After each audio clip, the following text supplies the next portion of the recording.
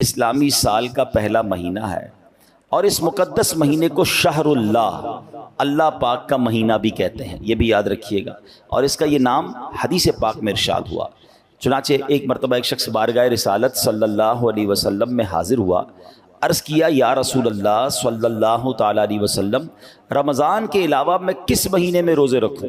فرمایا اگر رمضان کے فرض روزوں کے علاوہ نفل روزے رکھنا چاہتے ہو تو محرم الحرام میں رکھو کہ یہ اللہ پاک کا مہینہ ہے۔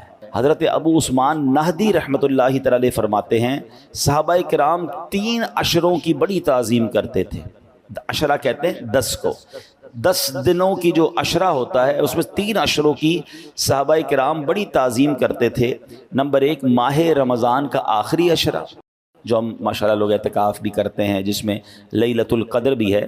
نمبر 2 ذوالحجہ کا، جو پہلی سے 10 ذوالحجہ، اور نمبر 3 محرم الحرام کا پہلا عشرہ، یعنی جو پہلے 10 دن ہیں محرم الحرام کے، اس کا صحابہ کرام بڑا ادب کیا کرتے، بڑی تعظیم کرتے۔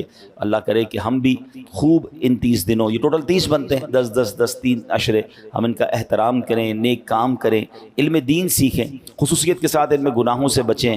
اللہ کرے کہ نفل روزے رکھیں، نفل عبادت کریں۔ اللہ پاک ہمیں یہ دن جو ہے خوب عبادت میں گزارنے کی توفیق عطا فرمائے۔ اگر پورے 10 دن روزہ نہ رکھ سکیں تو کم از کم عاشورہ کا روزہ ضرور رکھیں، اور اس کے ساتھ ایک دن ملا لیں، یا تو 9 محرم یا 11 محرم۔